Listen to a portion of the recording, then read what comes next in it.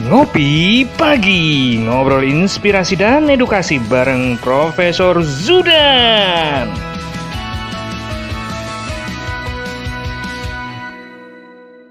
Acara ini didukung oleh Desa WiFi, Tol Langit Desa Indonesia.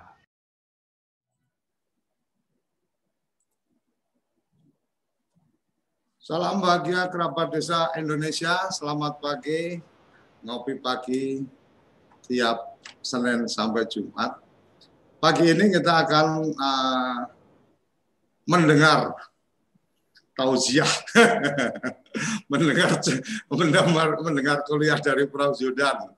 Selamat pagi, Prof. Selamat pagi, Assalamualaikum warahmatullahi wabarakatuh. Mas Suryo Koco bersama tim TV Desa, seluruh kerabat desa yang berbahagia, dan sahabat Dukcapil semuanya di seluruh Indonesia. Tidak lupa pemirsa TV Desa yang setia bersama kita di pagi hari ini. Kita bertemu kembali. Prof, ada uang palsu, ada ijazah palsu, ada juga cinta palsu. KTP elektronik ada yang palsu nggak, Prof? Ini Mas Suryo Koco, kerabat desa semuanya. Kalau kita melihat perkembangan akhir-akhir ini, saya kemarin dikomplain kawan mengatakan begini, Pak Zudan, ini kan sudah KTP elektronik, mengapa masih ditemukan KTP elektronik palsu? Kan beberapa hari yang lalu kita dengan jajaran Polda DKI Jakarta itu membongkar sindikat pemalsu KTP elektronik, Mas Suryo Koco. Nah, ini sudah ditangkap, sudah sidang di pengadilan, dan dari jajaran kami, dari jajaran Dukcapil Kementerian Dalam Negeri menjadi saksi di persidangan menjelaskan KTP palsu itu seperti apa, yang asli itu seperti apa.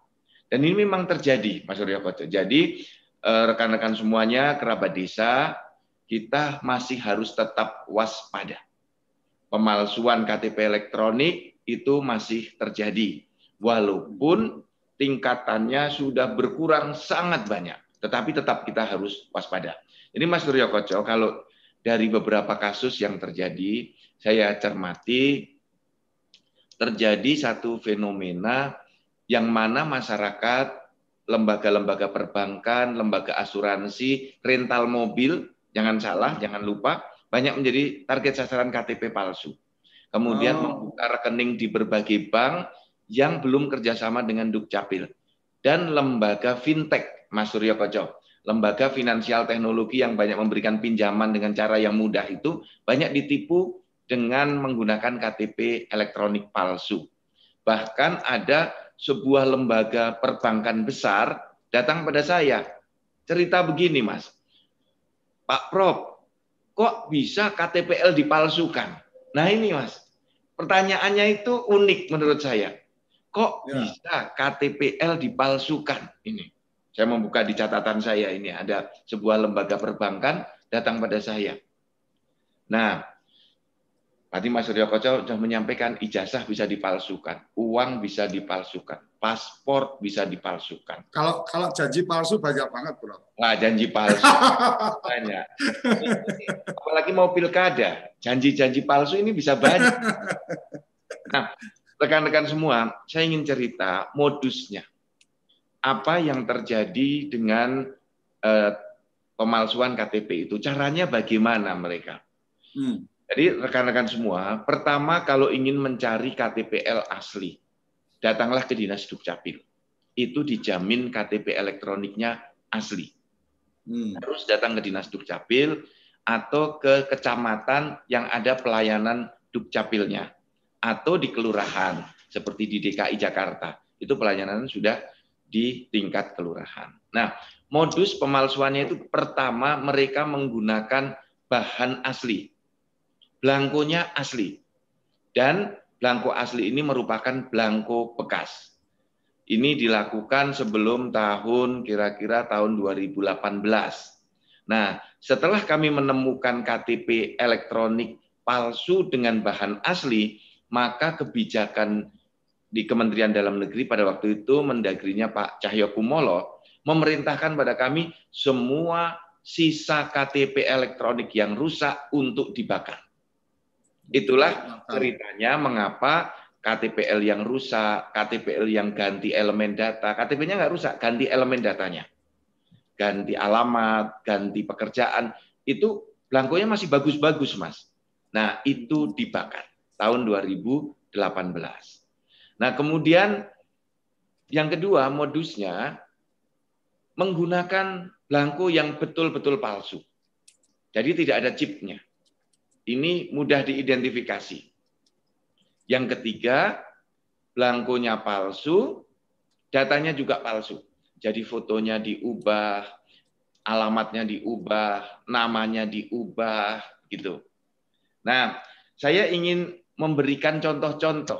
Mungkin teman-teman atau Mbak Diana bisa menunjukkan contoh KTPL yang palsu dan modusnya. Ini. Pertama, kalau kita melihat kerabat desa semuanya, KTPL yang palsu itu diklentek. Diklentek itu apa ya? Dikelupas. Dikelupas. Jadi nanti dia lepas. Ayo. Nah, seperti ini. Oh iya. Nah, nanti di bawah kepercetakan itu diganti fotonya. Ini modus pertama. Dengan belangko asli. Dia kelupas.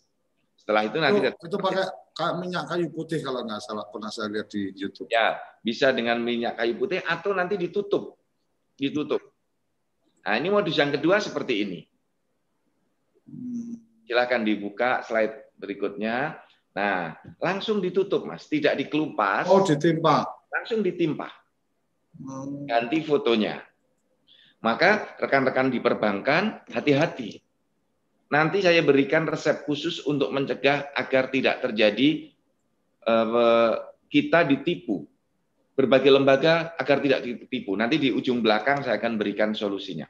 Kemudian modus yang ketiga seperti ini. Ini sama, ya masih sama terus. Yang ketiga, ini satu lagi terus. Nah seperti ini. Yang kanan ini ganti foto semua. Okay. Kalau kita cocokkan ke dalam database, NIK-nya kita ketik, keluar pemilik yang asli yang di sebelah kiri. Ini namanya benar, datanya benar. Berarti nick-nya yang dipakai benar, Prof. Nick-nya benar, namanya benar, ya, alamatnya benar, tetapi fotonya diganti penipunya itu. Oh iya. Karena kita waktu, maaf ini Prof, saya potong-potong. Waktu kita di pinjaman online, umpamanya kan kadang kita foto KTP sama orangnya gitu kan, selfie. Ya. Itu artinya dia mendeteksi dari foto ini aja sama wajah kita gitu ya. Betul. Inilah yang lembaga fintech banyak tertipu. Lembaga-lembaga online banyak tertipu karena dia mensyaratkan foto wajah orangnya dengan foto KTP-nya. Nah, KTP-nya kan sudah diganti sesuai dengan wajah penipunya. Oke. Atau rental mobil, atau sewa rumah, gitu kan? Yang hanya menunjukkan alamat seperti di KTP, tetapi fotonya sudah dipalsukan dengan foto dirinya. Dia sewa rumah untuk nanti melakukan penipuan. Kredit kendaraan di lembaga leasing, kredit mobil di lembaga leasing, menggunakan alamat rumah yang benar itu, atau membuat NPWP. Alamat rumahnya benar, dia kontrak di situ, saat disurvei oleh lembaga leasing, benar ada. Tetapi alamat asli orangnya, ya karena dia kontrak. Kalau nanti dicek ke rumah aslinya, ketemunya adalah wajah yang di sebelah kiri itu. Nah, kasihan bapak yang di tiga bapak yang sebelah kiri itu. Karena datanya digunakan. Ada lagi contoh yang lain, pada waktu itu mengemuka saat pilkada DKI. Ini. Jadi ada 3 KTP dengan wajah yang sama, dan dia juga memalsukan NPWP-nya. Jadi di KTP dia palsukan, kemudian dia ngurus NPWP. Nah ini juga dipalsukan. Nah jadi berbagai lembaga, saya minta waspada. Badan Pertanahan Nasional harus waspada, kantor pajak harus waspada, kantor perbankan harus waspada. Jadi saya terima kasih Mas Suryo Koco dari TV Desa, kita bisa sosialisasi kewaspadaan dini. Iya, iya, iya. Walaupun sudah KTP elektronik, itu masih bisa dipalsukan. Nah, saat Pilpres itu juga isu muncul banyak sekali. Karena begini, saya melihat kalau isu tentang dokumen kependudukan itu mudah sekali digoreng. Kalau ijazah palsu tidak terlalu ribut. Paspor palsu tidak terlalu gaduh. Tetapi giliran KTP palsu, wah, gaduhnya luar biasa. Nah, untuk karena dampaknya kali ya, Bro. Dampaknya akan banyak. Dia bisa nanti ngurus ke dokumen yang lain. Contoh ini langsung dia bisa mengurus NPWP.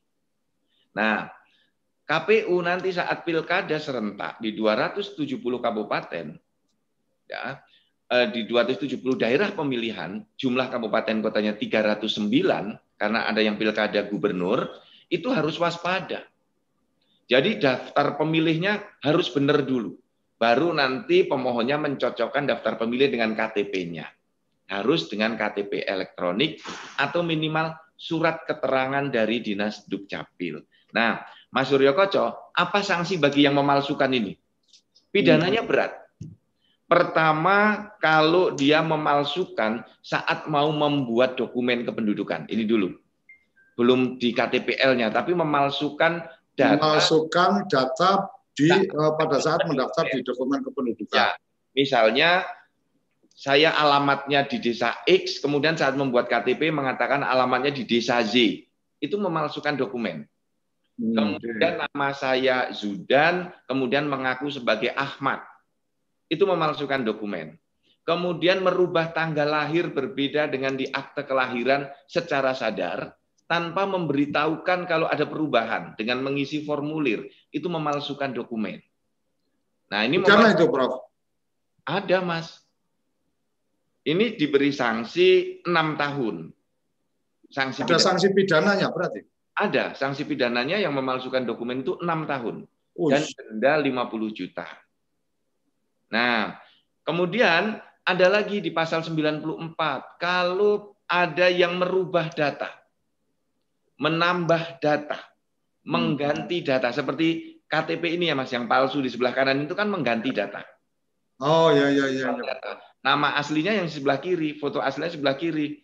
Nah, ini sanksinya 2 tahun. Ditambah denda 25 juta. Ada lagi yang lebih berat. Pasal 96. Sanksi pidananya sampai 10 tahun, yaitu dia mencetak belangko. Mendistribusikan belangko sampai kemudian mendistribusikan dokumen-dokumen. Jadi mencetak belangko, menerbitkan menjadi dokumen, dan mendistribusikan. Itu pidananya 10 tahun dan denda 1 miliar. Jadi hati-hati para pelaku kejahatan, memalsukan dokumen kependudukan termasuk KTP elektronik, itu maksimal bisa dipidana 10 tahun dan denda 1 miliar. Tetapi bisa dikumulatifkan. Karena ada yang memalsukan dokumen saat membuat, memalsukan nama saat membuat, mengganti data saat membuat. Jadi bisa ada pemberatan kumulatif pasal 93, 94, dan 96. Nah, ini sanksinya berat. Oleh karena itu saya terima kasih TV Desa bersama Mas Suryo Koco dan tim. Mari sosialisasikan ini terus. Seluruh kawan-kawan di Dukcapil, kerabat desa nanti dari YouTube-nya Dukcapil, YouTube-nya dari TV Desa, share kemana-mana agar masyarakat tahu bagaimana cara mencegahnya dan sanksi pidana yang berat itu agar orang keder, agar para penjahat takut. Nah, solusinya begini, Mas Suryo Koco. Ya. Mbak Diana, coba dibuka. Ada 2 cara bagi kita, bagi berbagai lembaga untuk mencegah agar tidak ada pemalsuan lagi. Ya tentu saja kalau ada orang memalsu, kita bisa melakukan pencegahannya. Caranya yang pertama, gunakan yang namanya card reader. Pemerintah ketika mendesain KTP elektronik itu ada temannya yang disebut dengan alat baca KTP elektronik atau biasa kita menyebut card reader. Jadi adalah baca, nanti alat baca itu bisa dipakai, KTP-nya ditempelkan. Nah, seperti yang ada di layar TV desa kita ini. Card reader sekarang sudah beredar, sudah dijual bebas di pasar, nanti tinggal didaftarkan dan diberi nomor seperti nomor induk. Sehingga kita bisa memonitor lembaga mana yang memakai dan dipakai dengan benar atau tidak. Namanya card reader. Sudah ada 9 atau 10 perusahaan yang memproduksi. Card reader itu berarti KTPL-nya ditempel, kemudian akan keluar datanya. Bisa ketemu data-datanya. Nanti dalam card reader itu KTPL ditempel, kemudian ada lubang untuk pasang sidik jari, Mas. Jadi yang membawa itu pasti dipastikan cocok dengan sidik jari. Kalau KTP dibawa orang lain, nanti saat dibaca tidak akan terbaca. Nah, ini untuk menguji bahwa KTPL tersebut betul-betul dibawa oleh pemiliknya, digunakan oleh pemiliknya. Nah, memang saat ini card reader belum digunakan banyak oleh berbagai lembaga. Kurang lebih baru sekitar 50 ribuan KTPL yang beroperasi di seluruh lembaga di Indonesia. Beberapa lembaga yang sudah menggunakan, yang paling banyak adalah lembaga perbankan, seperti Bank BNI, Bank Mandiri, BRI, Bank Sentral Asia, kemudian beberapa lembaga asuransi juga sudah menggunakan, kemudian BPJS Kesehatan dan BPJS Ketenagakerjaan. Nah, saya mendorong berbagai lembaga agar jangan sampai tertipu lembaga Anda wajib menggunakan card reader ini. Rental mobil. Ini kan paling rawan, Mas. Mobilnya dibawa, KTP-nya palsu, hilang mobilnya. Maka bagi yang mau rental mobil, datang. Kalau mobilnya dilepas tanpa sopir, harus punya card reader seperti ini. Kemudian kedua, lembaga-lembaga perhotelan. Setiap tamu hotel yang masuk, gunakan card reader. Gedung-gedung yang mewah, gedung-gedung yang besar, perkantoran, nggak perlu ninggal KTP lagi. Cukup didata dengan card reader seperti ini. Atau lembaga-lembaga lain yang memberikan jasa-jasa sehingga semua orang yang mengurus jasanya bisa dipastikan dia menggunakan identitas yang benar dan orangnya benar. Nah, kemudian yang lebih canggih lagi, Mas Suryo Koco. Ya. Pemerintah menyediakan yang namanya akses data kependudukan. Jadi kerjasama Dukcapil dengan berbagai lembaga. Ya. Nanti lembaga itu diberi password untuk bisa ngetik membuka NIK pelanggannya. Jadi misalnya ada seseorang ingin kredit sepeda motor. Dicek NIK-nya berapa. Dia kirim NIK-nya, dicek oleh lembaga leasing itu. Cek. Ngeceknya bukan dengan KTP penduduk itu, bukan. Tapi langsung ke data center di Dukcapil Kementerian Dalam Negeri. Nanti akan dijawab, cocok NIK-nya atau tidak cocok. Atau dijawab sesuai atau tidak sesuai. Ini juga lembaga fintech perlu seperti itu. Nah, ini OJK harus mendorong dan memberi kemudahan kepada berbagai lembaga, lembaga keuangan perbankan dan lembaga keuangan bukan perbankan agar bisa mengecek keaslian data penduduknya, keaslian data KTP elektroniknya. Karena ini sangat krusial. Seperti itu, Mas Suryo Koco, pengantar awal dari saya. Terima kasih. Oke, Prof. Ini ada yang menarik tadi di channel YouTube TV Desa, ada dari teman di Sinar Tani nih, Prof. Ya. KTPL mungkin lebih efisien dan murah dengan QR code tanpa chip. QR mengarah ke server yang berisi media info tentang kependudukan sehingga mudah diakses pengguna tanpa alat baca yang mahal. Ini memberikan komentar. Mungkin Prof. Zudan bisa meresponnya. Terima kasih. Ini memang tahun lalu, di 2019, awal tahun 2019 atau akhir 2018, kami melakukan kajian dengan menggunakan QR code. Dari chip ke QR code. Nah, ini sedang kami kaji seberapa kuat dan seberapa banyak data yang bisa disimpan di QR code itu. Karena kan kita ingin mengembangkan yang namanya KTP multiguna, Mas. Jadi tidak perlu banyak kartu. Jadi nanti data kartu Indonesia Pintar masuk di situ. data SIM masuk di situ, data apa namanya, bantuan sosial masuk di sana, sehingga kalau di tap itu dia penerima subsidi apa langsung akan tampak. Nah, ini yang disebut dengan KTP multiguna. Ini sedang kami desain. Kalau nanti mau e-voting, dia juga tinggal mendaftar di situ. Pilkada untuk e-voting, pilkades e-voting, pileg, pilpres, pilpres e-voting. Kita sedang kembangkan bersama BPPT. Nah, kalau dengan QR Code kami juga sudah mengkaji, tapi pada waktu itu daya tampung atau apa namanya, isi dari QR Code itu masih sangat terbatas. Kalau nanti bisa besar, mudah-mudahan ketemu teknologinya. Terima kasih rekan dari Sinartani. Apa Mas? Sinartani, Prof. Sinartani. Ini teman-teman apa dari media di Kementerian Pertanian kalau nggak salah. Ya. Prof, ini menarik tadi yang Profesor sampaikan tentang apa pemalsuan itu mulai dari memalsukan dokumen dan seterusnya. Memang kalau kita mengingatkan artinya berhati-hati penipu karena ada gini. Sebenarnya mereka lebih berhati-hati supaya nggak ketahuan aja kan gitu. Tapi salah satu yang menarik tadi QR card reader kemudian dikoneksikan dengan sidik jari ya Prof ya. Itu kan kalau tadi saya melihat yang disampaikan Prof Zudan tadi itu kan masih dalam konteks ada perangkatnya kemudian secara fisik dia harus datang kan gitu. Nah, apakah mungkin Prof yang seperti ini dikembangkan untuk kemudian itu ada di platform aplikasinya? Kan seperti perangkat-perangkat yang sekarang ada taruh kata nih pengaman untuk handphone kita nggak bisa dibuka orang lain pun pakai sidik jari kan gitu. Artinya bahwa kemudian combine antara bahwa nggak perlu ngirim sampai ke fotonya, tapi yang penting ini habis itu nih kemudian dia tempel sidik jari ke situ, kemudian dari dua data itu dikonfirmasi ke akses Dukcapil, kemudian Dukcapil menyampaikan approve data sesuai data yang diberikan sesuai dan seterusnya. Kira-kira gimana, Prof?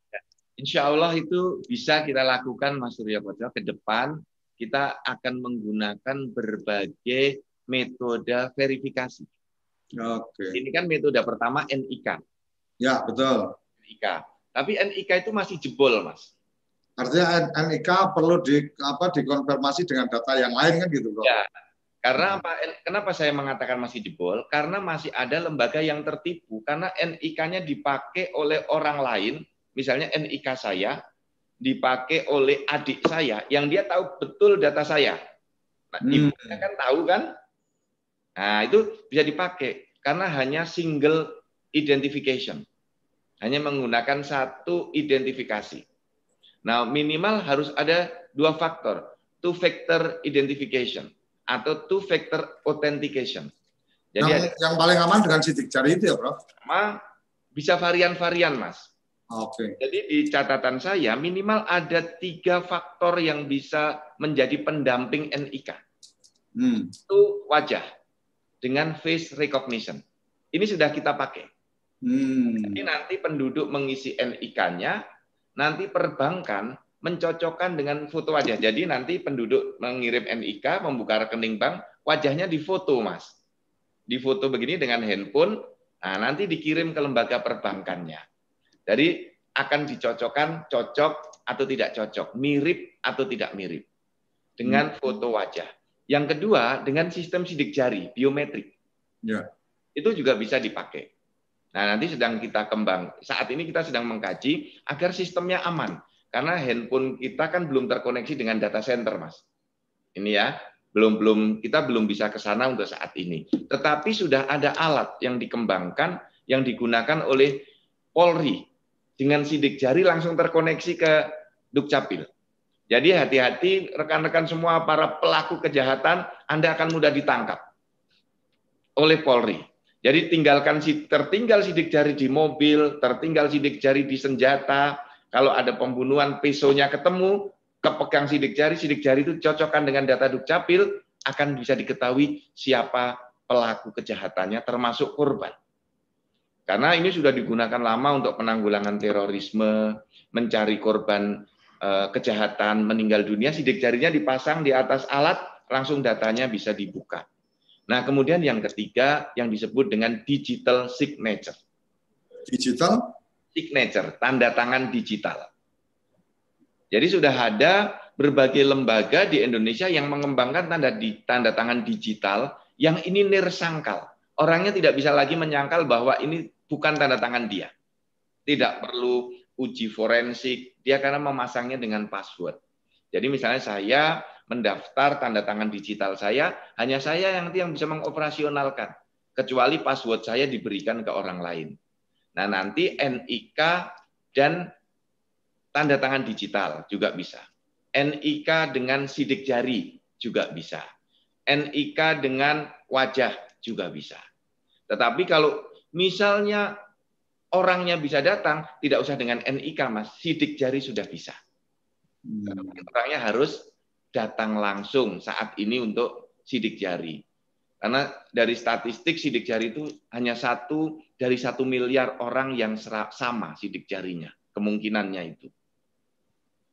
Jadi, Prof, kemarin saya mencoba untuk, kebetulan saya KTP DKI, saya mencoba untuk aplikasinya Alpukat DKI, Alpukat Betawi. ya. Kemudian di sana kan kemudian saya akhirnya memasukkan semua data yang dibutuhkan, termasuk KK, NIK dan seterusnya, dan sampai ke nomor handphone, alamat email dan seterusnya. Artinya kan itu sebenarnya bagian dari proses validasi yang mungkin tidak dibutuhkan data-data lebih jauh, lebih dalam seperti membutuhkan perangkat khusus dan seterusnya. Nah, pertanyaannya mungkin gini, Pak. Pada saat saya sudah kebetulan kemarin saya mencoba untuk melakukan pindah alamat, karena kebetulan beberapa bulan yang lalu pindah alamat belum sempat ngurus karena masih di satu kelurahan. Saya coba tuh. Oh, kemudian hari ini mestinya ada dokumen yang kita bisa dapat perbaruan data. Nah, Prof, umpama saya punya rental mobil. Ya. Kemudian ketika data seperti saya tadi itu sudah ada di Alpukat Betawi umpamanya, kemudian kan saya ketika saya punya rental, kemudian ada yang ingin meminjam mobil dan seterusnya. Sebenarnya kan mungkin ya, bukan sebenarnya, mungkin salah satu yang kemudian bisa dilakukan verifikasi adalah ketika kemudian boleh diminta NIK-nya, boleh diminta alamatnya. Kemudian dari dua itu, karena saya sudah karena orang ini sudah melakukan pendataan di Alpukat Betawi, otomatis kan data nomor handphonenya juga ada di situ. Jadi ketika kemudian ternyata dia mengirim atau berkontaknya tidak menggunakan nomor handphone yang terdaftar di situ, maka bisa saja kemudian itu kita berasumsi bahwa oh ini nggak valid, umpamanya seperti itu. Artinya nggak perlu ada di perangkatnya yang menghubungi atau di perangkatnya pengguna jasa maupun penyedia jasa, itu kan nggak perlu perangkat sampai kemudian ada sidik jari, card reader dan seterusnya. Bisa juga dalam tanda petik hanya melakukan kerjasama dengan Dukcapil untuk kemudian melakukan validasi data. NIK ini, nomor handphone ini, oh data benar, oh data tidak benar dan seterusnya. Mungkin nggak, Prof, yang seperti itu, Prof? Itulah yang saat ini kita mendorong dengan namanya integrasi data berbasis primary key single identification number NIK. Nah, ini kan sekarang kita sedang mencoba mengintegrasikan berbagai lembaga agar mau menggunakan data Dukcapil. Saat ini sudah kurang lebih 2.800 atau 2.900-an lembaga, Mas Surya Pacem, menggunakan kerjasama untuk menggunakan data Dukcapil. Ini menjadi penting. Mengapa? Karena siapa yang akan bertransaksi itu bisa dilacak, bisa dimonitor keaslian dia sebagai subjek hukum. Kalau di dalam proses identifikasi dan validasi itu yang disebut dengan who you are, siapa Anda, siapa dia. Itu harus terpetakan dengan betul. Baru nanti kalau masuk di lembaga perbankan, dia akan kredit sesuatu, akan kredit, kemudian di lembaga leasing dia akan kredit mobil, akan ditanya what you have. Anda itu punya apa? Untuk bank ada jaminannya atau tidak? Untuk beli mobil dia punya kemampuan membayar atau tidak? Berarti harus dicek pekerjaannya. Nah, ini mulai bisa dilacak dari data yang ada di Dukcapil itu. Maka berbagai lembaga ketika mengambil keputusan, data pertama who you are-nya harus benar dulu. Siapa dia? Orangnya benar, alamatnya benar, pekerjaannya benar, baru nanti dia masuk ke identifikasi yang berikutnya sesuai kebutuhan masing-masing. Nah, itulah yang kita dorong, Mas Suryo Koco. Tidak punya card reader tidak apa-apa. Gunakan cara yang kedua dengan hak akses verifikasi data. Nah, mohon dukungan semuanya, seluruh masyarakat, kawan-kawan kerabat desa, ya, para pelaku jasa industri keuangan, para pelaku bisnis, juga teman-teman para Kadis Dukcapil, sahabat Dukcapil semuanya. Tolong lembaga-lembaga di tingkat pemerintah daerah untuk didorong mengakses data ini. Sehingga perizinan di PTSP, Mas Suryo Koco ingatkan ada pelayanan terpadu satu pintu, pelayanan penanaman modal, mall pelayanan publik, jangan sampai tidak menggunakan akses NIK di Dukcapil. Bisa tertipu. Oke, Prof, ini nggak terasa sudah di tengah waktu kita ngopi, jadi seperti biasa kita mesti ngaduk kopi dulu untuk kemudian kita akan kembali lagi bersama Prof Zudan di Ngopi Pagi. Jangan kemana-mana, tetap di Ngopi Pagi bareng Prof Zudan. Kamu tinggal di pulau terpencil, pegunungan pinggiran kota, atau daerah di Indonesia yang tidak terjangkau jaringan fiber, ADSL, dan juga 3G. Internetan dengan cepat pasti cuma akan menjadi mimpi. Mau pakai tol langit, pakai Desa Wifi, kunjungi www.desawifi.id.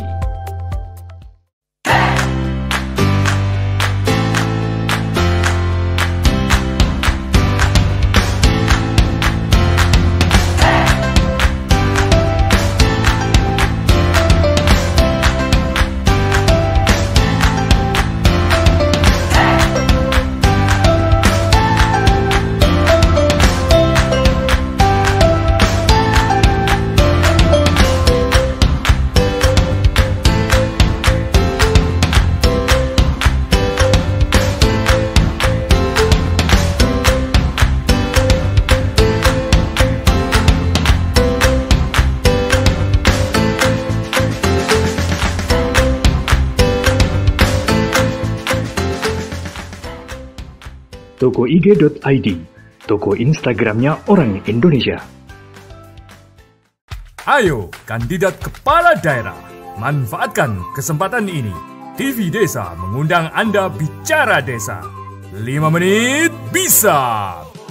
Bicara Desa, sebuah program tayangan monolog, konsep membangun dari desa, dari kandidat untuk masyarakat. 5 menit bisa. Bicara Desa. Hanya di TV Desa. Oke, kembali lagi kita di Ngopi Pagi. Prof, ini ada lagi dari Afumato Sorihin di channel YouTube TV Desa. Itu menyampaikan apakah Dukcapil mendapatkan data balikan dari pengguna card reader. Jadi setelah dipasang bahwa ada yang datang kemudian ditambal untuk mendapatkan data validasi sidik jari. Kalau nggak salah tadi Prof Zudan menyampaikan supaya itu diregistrasikan. Mungkin itu yang dimaksudkan oleh teman kita Afumato Sorihin. Silakan, Prof. Ya, terima kasih Pak Afumato, rekan-rekan semuanya kerabat desa. Kerjasama yang dibuat antara Dukcapil dengan berbagai lembaga pengguna, termasuk lembaga yang menggunakan card reader. Apa hak dan kewajiban masing-masing? Salah satu kewajiban lembaga pengguna yang lembaga itu mengakses data ya dengan password ataupun dengan card reader kewajibannya adalah memberikan data balikan. Nah, di kantor, di Kementerian Dalam Negeri yang dikelola oleh Dukcapil, itu masuk data balikan. Misalnya, dari lembaga yang menggunakan card reader dari lembaga leasing, dia memasukkan penduduk ini leasing di lembaga tertentu. Jadi penduduk kita sekarang bisa diketahui dia memiliki rekening bank di mana, tahu. Kemudian leasing di lembaga apa, terdata di sana. Tidak perlu malu, karena inilah rating penduduk Indonesia. Bahkan ada satu orang yang sangat dipercaya. Dia leasing di lembaga A, leasing di lembaga B, leasing di lembaga C, dapat semua. Dan itu berjalan bagus.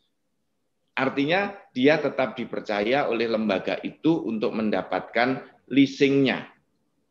Dan lembaga yang menggunakan card reader tadi rutin menyerahkan data balikan kepada Dukcapil Kementerian Dalam Negeri. Oke, Prof. Nah, Prof, sekarang tadi Prof Zudan kan menyampaikan salah satu contoh tadi adalah rental mobil nih, dengan jumlah rental yang demikian banyak dan seterusnya. Memungkinkankah ketika karena kan rental kan ada juga tuh yang artinya kecil-kecil dan seterusnya. Memungkinkan enggak ketika asosiasinya yang bekerja sama dengan Dukcapil, artinya asosiasi rental mobil Jakarta umpamanya atau asosiasi rental mobil Semarang itu yang bekerja sama dengan Dukcapil untuk melakukan konfirmasi data, taruh kata saya salah satu anggota rental, maka saya hanya akan saya perlu menyampaikan mungkin lewat organisasi bahwa ini ada yang masuk ke saya, nama ini, nomor KTP ini, kemudian informasi ini, kemudian dari pihak asosiasi yang melakukan akses, atau mungkin ada cara-cara lain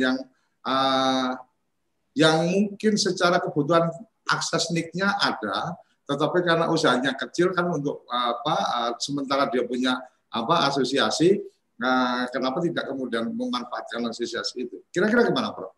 Ini ide yang bagus sampai saya catat tadi, Mas Surya Pelajar. Biar saya ingat. Karena banyak ide-ide positif dari ngopi pagi bersama TV Desa ini, termasuk yang dulu ide kerjasama antar desa untuk akses ke tingkat desa. Kemudian anjungan Dukcapil Mandiri bersama beberapa desa. Ini kan ide menarik yang lahir dari diskusi kita pagi seperti ini. Nah, asosiasi rental mobil boleh bekerja sama untuk menggunakan akses verifikasi data bersama Dukcapil dan digunakan oleh anggotanya. Ini sudah pernah diawali oleh asosiasi BPR, Mas Suryo Koco. Bank Perkreditan Rakyat, namanya Perbarindo. Jadi Perbarindo ini kan memiliki anggota ribuan. BPR yang tidak semuanya besar. Ya, betul. BPR kecil dan nggak akan mampu kalau dia mengakses langsung karena harus beli peralatan yang cukup mahal. Maka dibantu oleh Perbarindo cara mengaksesnya dengan membuat jaringan bersama. Nah, sekarang dikenal platform bersama yang bisa digunakan oleh anggota asosiasi. Rental itu kan anggotanya bisa puluhan ribu ya, Mas, ya, seluruh Indonesia. Nah, nanti asosiasi ini mengayomi semua anggotanya. Nanti dibuat jaringan bersama sehingga murah biayanya dan aksesnya juga bisa terjaga. Nanti penanggung jawabnya juga bisa diketahui dengan mudah dilacak. Kalau ada yang menyalahgunakan data juga bisa mudah dilacak. Nah, artinya kita melakukan mitigasi risiko juga, Mas. Karena Indonesia ini kan harus tetap kita waspadai ini yang kerjasama ini. Karena peluang nakal selalu ada. Peluang untuk bandel dari lembaga pengguna itu selalu ada. Mengapa saya tahu begitu? Karena saya mematikan aksesnya saya matikan. 3 hari ini kami baru mematikan akses 3 lembaga besar di Indonesia. BUMN, Mas.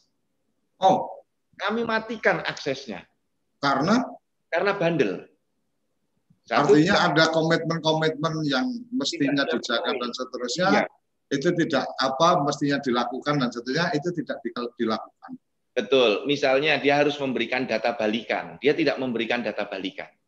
Kita matikan. Kemudian ada lembaga yang dia tidak boleh membuat ini aplikasi baru sehingga data kita bisa dibaca.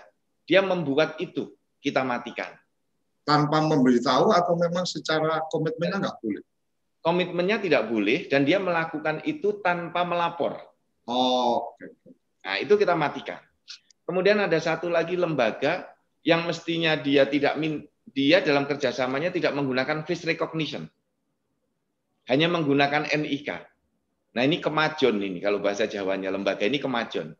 Oh, artinya kesepakatannya hanya menggunakan data-data di level tertentu, kemudian dia masuk ke level yang lain tanpa permohonan baru, tanpa pemberitahuan. Betul. Nah, kita kan bisa tahu kalau foto penduduk itu dipakai, dia melakukan FR kan tahu sumber data yang paling akurat dari foto itu hanya di Dukcapil. Kalau tempat lain itu tidak sebanyak yang dimiliki Dukcapil. Misalnya SIM, ya nggak sebanyak di Dukcapil. NPWP, datanya tidak sebanyak di Dukcapil. Nah, ini kita matikan. Jadi saya mengambil langkah tegas, lembaga yang kerjasama tetapi tidak memenuhi komitmen, kita off-kan jaringannya sampai mereka menyatakan ini perbuatan kami yang terakhir. Kalau besok melanggar lagi, kita matikan secara permanen. Tidak boleh kerjasama lagi. Bayangkan kalau nggak bisa kerjasama lagi, dia nggak bisa verifikasi. Artinya sebenarnya ini lebih pada mungkin saya melihatnya, Bro, ada bagian lain bahwa ketika memberikan data balikan ada kekhawatiran dia untuk kemudian data itu kemudian jadi terdetek nih ada konsumen kita dan seterusnya. Artinya bicara digital, bicara trust. Ketika kemudian ketika masih ada pemikiran bahwa data saya bisa aja nih dipakai sama Dukcapil untuk keperluan kompetitor dan seterusnya, artinya dia tidak ada trust ke Dukcapil. Kalau sudah tidak ada trust, ya memang bisnis apapun nggak akan bisa berjalan. Jadi menurut saya sih sebenarnya yaitu bagian yang teman-teman yang sudah melakukan kerjasama, ya kemudian harus paham betul bahwa Dukcapil adalah lembaga yang terpercaya, yang pasti menjaga integritasnya. Jadi ketika kemudian data balikan diminta pun sebenarnya ya nggak ada masalah, karena juga nggak akan kemana-mana juga, nggak akan dijadikan sumber data ke kompetitor dan seterusnya kan gitu, Prof. Kira-kira, Prof. Karena ini bicara bisnis kan gitu, Prof. Jadi ada kekhawatiran juga ketika ada data balikan, wah ini Prof. Zudan dan tim jadi tahu nih klien-klien potensial kita mungkin bisa jadi seperti itu, Prof. Ya, Mas Suryo Koco, dalam catatan saya, beberapa waktu yang lalu dalam forum kita juga di TV Desa, saya pernah menyampaikan contoh di Estonia, yang negara percaya dengan rakyatnya, rakyat percaya dengan negaranya, antar institusi juga saling percaya. Ya. Dalam kerjasama yang dibangun ini tentu saja trust, seperti yang disampaikan Mas Suryo Koco, itu faktor pertama. Betul. Contohnya kalau kami tidak percaya dengan berbagai lembaga itu, kami tidak akan memberi hak akses kepada lembaga itu. Ya, nggak mungkin memberi ruang kerjasama, kan gitu, Bro. Kami sangat percaya, tetapi saya mengambil kesimpulan ketika kepercayaan ini disalahgunakan, kami bersikap tegas. Negara ingin memberikan satu model trust building. Bagaimana membangun kepercayaan itu? Kami percaya dulu kepada Anda. Kami beriktikat baik, kami berpikiran positif kepada Anda bahwa lembaga Anda sama dengan kami, menjaga integritas diri, menjaga keutuhan data, menjaga kerahasiaan data. Ini semua kita rahasiakan, digunakan hanya untuk kepentingan negara. Nah, itulah yang kemudian kita tuangkan ke dalam perjanjian kerjasama. Ada komitmen. Setelah percaya, mari kita saling menjaga komitmen masing-masing. Salah satunya tadi, tidak mengakses lebih dari yang diperjanjikan. Ya. Dan harus mau melaksanakan isi yang sudah diperjanjikan. Jadi, dalam ini proses bernegara, ya, yang dilindungi dengan berbagai regulasi, sehingga kita semua bisa jalan bersama, maju bersama. Karena semua negara maju itu, Mas Suryo Koco, ternyata dibangun dari database kependudukan yang akurat dulu. Ya, dari administrasi kependudukan yang rapi, yang tertib, mereka bisa melompat jauh ke depan. Korea Selatan maju cepat karena administrasi kependudukannya rapi, penduduknya terdata dengan sangat baik. Jepang juga begitu. Sama-sama mengawali membangun di tahun 45 setelah Jepang dibom atom di Hiroshima dan Nagasaki dan Indonesia merdeka. Tapi kita melihat karena Jepang administrasi kependudukannya rapi, terdata, dan penduduknya itu sadar betul. Pindah rumah langsung lapor, Mas. Ya. Beli mobil baru langsung lapor, jual mobil. Baru 3 bulan, Prof, lapor. Pindah rumah 3 bulan baru lapor. Semalam sambil nyoba alpukat Betawi. Luar biasa ternyata. Prof, ini ada di chatting room Zoom ada dari beberapa ini ditanyakan dari ketika Muhammad Imron Balikpapan baru. Kalau instansi belum punya card reader, ketika NIK input di sistem terbaca NIK tidak terdaftar, apakah indikasi KTPL palsu? Ini satu. Kemudian yang kedua, adakah cara mengenali KTP palsu dengan melihat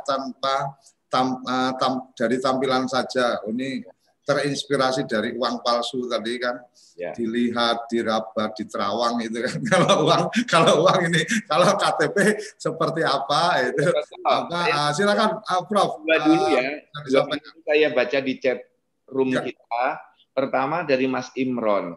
Kalau NIK dibaca, ya, diinput di sistem, NIK tidak terbaca, belum tentu data-data dirinya itu palsu. Bisa jadi ini kasus yang kita terus analisis dan kita alami dalam praktek. Banyak NIK yang saat di entry itu salah entry. Mestinya 08 ditulis 09 karena 8 dan 9 itu dekat. Atau di NIK di KTP itu sudah saat dikirim dibaca itu nggak terlalu jelas. Antara 8 dengan 3 itu banyak yang sama. Atau 8 dengan 9 ketika angka di coretan di belakang di bawah angka 8 itu mulai terhapus, si pembacanya tidak terlalu jelas sehingga salah entry. Jadi ada error saat menuliskan NIK. Jadi saat untuk menentukan palsu tidak terlalu mudah juga orang mengatakan KTP-mu tidak terbaca di data center berarti KTP-mu palsu, tidak. Jadi diperlukan memang keahlian ya untuk membacanya. Kalau tidak ahli, gunakan card reader atau gunakan aplikasi dengan kerjasama.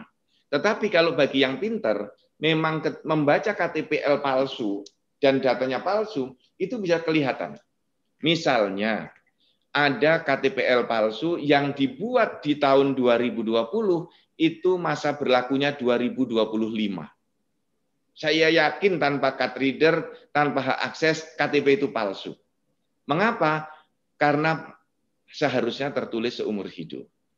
Ada lagi, ini untuk menjawab pertanyaan yang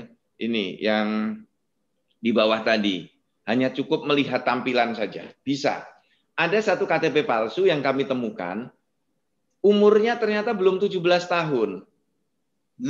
Statusnya ditulis masih belum kawin. Nah ini kan nggak masuk akal, belum 17 tahun usianya, dan statusnya belum kawin. Jadi ini saya pastikan KTP ini palsu. Loh, Prof, kalau 17 tahun mestinya kartu identitas anak.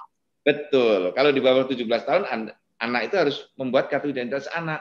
Kecuali belum 17 sudah kawin, itu dapat KTP. Ya, statusnya kawin. Jadi teman-teman semua kerabat desa, KTP itu bisa dibaca satu. Kalau palsu, KTP yang dibuat setelah tahun 2014, masa berlakunya ditulis ada masa berlaku 5 tahun kemudian. Jadi masih ada tahun keberlakuan. Itu batasnya sampai di 17. Di 2014. 14, artinya 14 maksimalnya berarti di 2019. Kalau berlaku di 2020, 21, 22, 23 dan seterusnya itu bisa dipastikan palsu karena dia memberikan data itu ya. Ya, jadi begini, KTPL yang dibuat setelah 2014 harusnya seumur hidup. Ditulis seumur hidup. Tapi kalau ada masa berlakunya, berarti itu palsu. Yang kedua, dilihat status kawinnya.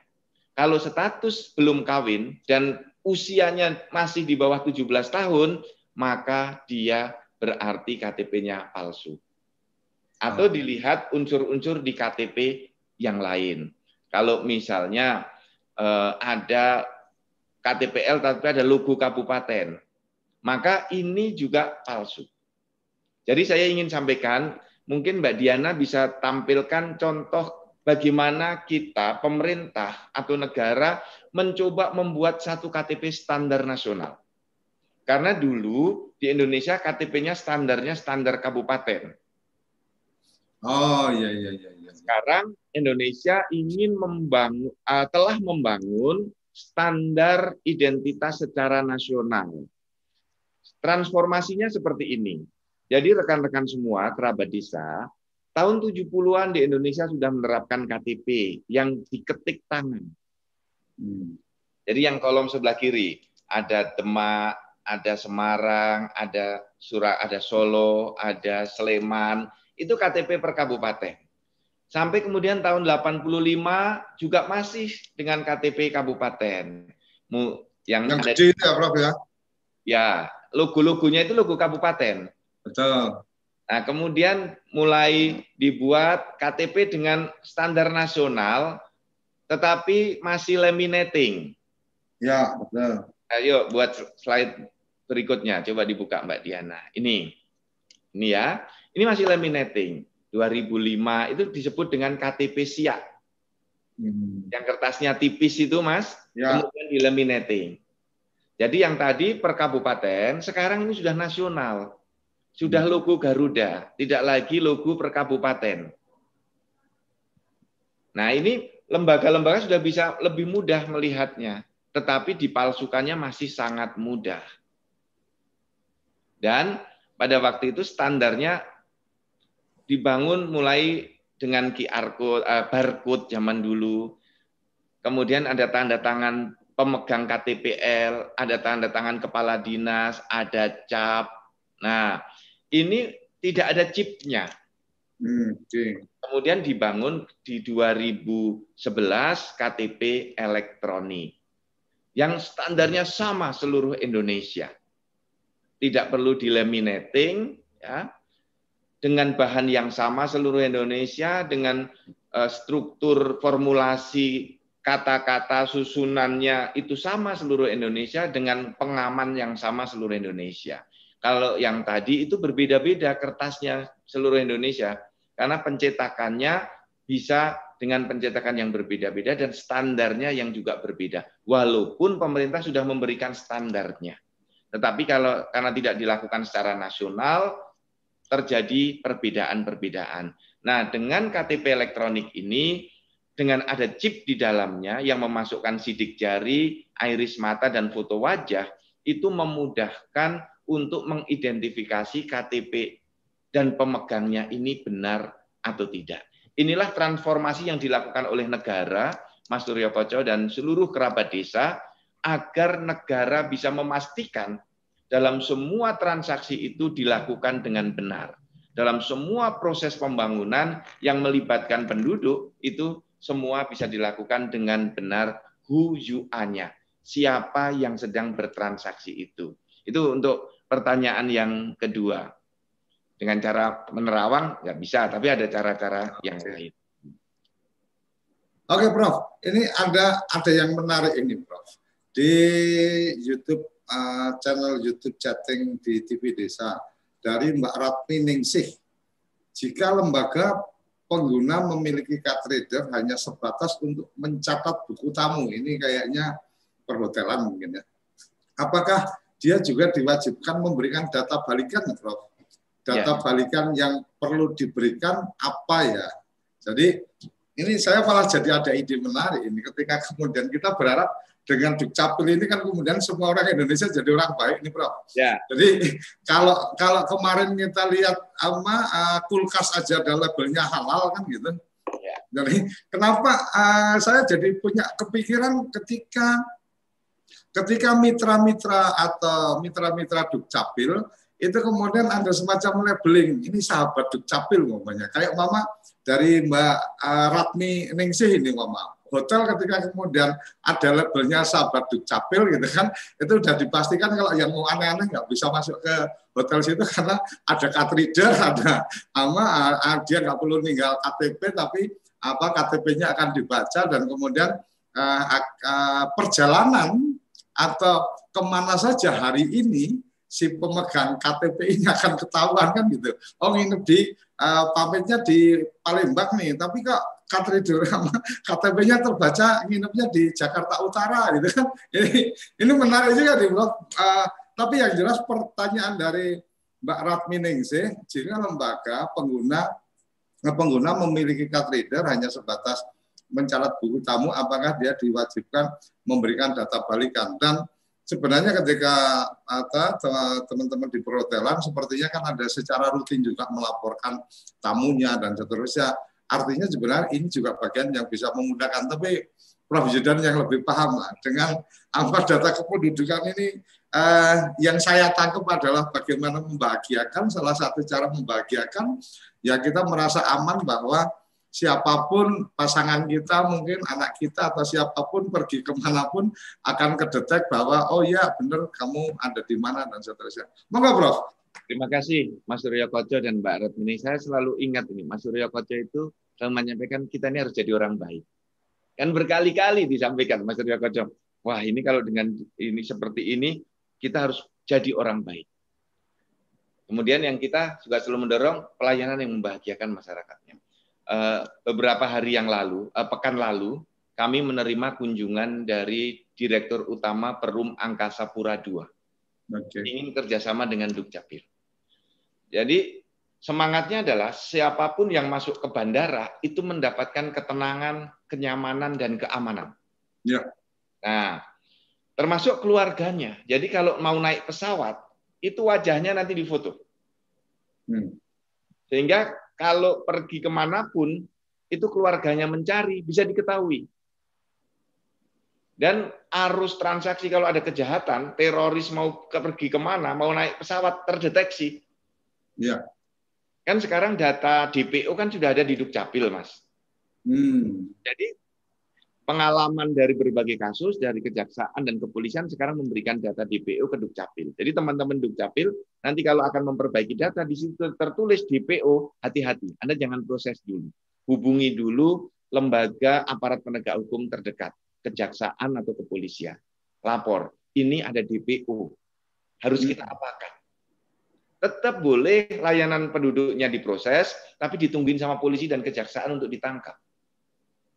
Oh, di data Dukcapil sudah ada informasi tentang DPO itu, sehingga ketika mungkin saya menjadi salah satu mitra pengguna data itu, pada saat kemudian si yang bersangkutan ini akan berhubungan dengan kita, kemudian di kita ada data itu, proses tetap dilakukan, tetapi informasi bahwa ada DPO di tempat kita itu juga dikonfirmasikan. Diberikan, betul.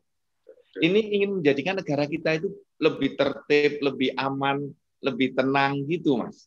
Yang di bandara tadi, kalau ada yang tersangka narkoba, dia mau pindah ke daerah lain, naik pesawat, terdeteksi nanti dari wajahnya. Nah ini juga hati-hati Mas Suryo Koco, kalau nanti Mas Suryo Koco pamit sama istri mau pergi ke Bali, jangan sampai nanti turunnya di Bandara Batam. Ketahuan. Jangan sampai ketahuan turunnya di bandara yang bukan di Denpasar kan gitu. Apalagi nginepnya terdaftar tidak di hotel di Denpasar, itu tambah kacau lagi. Data balikan. Tapi pertanyaan tadi belum terjawab ini Mbak Ratmi. Teman-teman dari perhotelan sepertinya. Jadi data balikannya apa ini, Bro? Ya, data di hotel. Misalnya dia memberikan data. Cukup di situ ditulis di Hotel Indonesia. Berarti dia pernah menginap di Hotel Indonesia. Nah, ini seperti yang dengan Polri, Mas, kita sedang mengembangkan nanti kalau nomor SIM, nomor kendaraan bermotor sudah masuk di kita. Ya. Nah, ini ingin mengembangkan sistem sanksi itu masuk ke dalam database kependudukan. Jadi pernah ditilang di mana, nanti masuk. Nah ini dengan ditilang di mana karena sudah punya SIM kan, belum pernah punya SIM nggak bisa ditilang.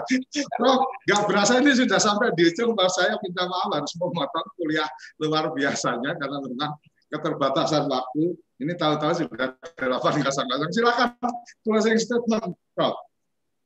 Seluruh pemirsa TV Desa, kerabat desa yang berbahagia, sahabat Dukcapil.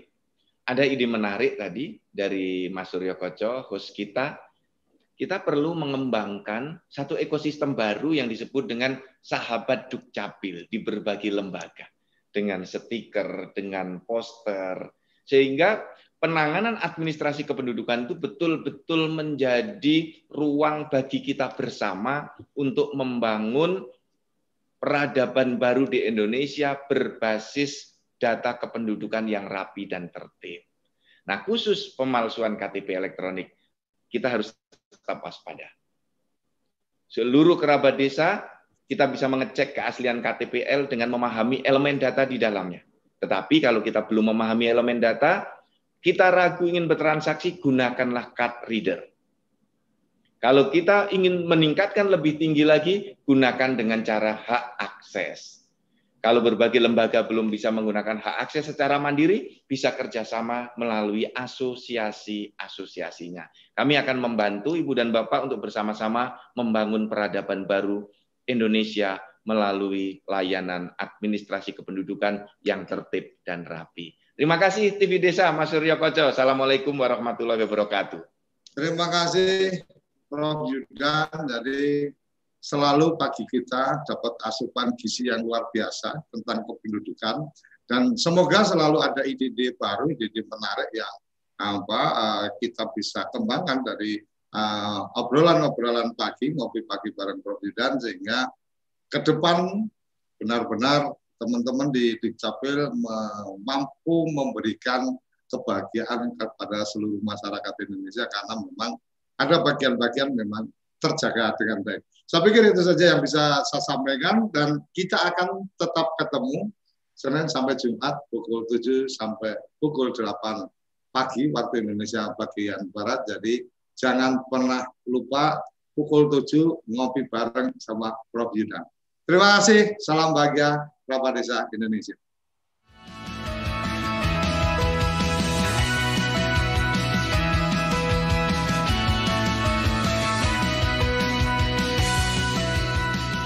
Ngopi Pagi, ngobrol inspirasi dan edukasi bareng Profesor Zudan.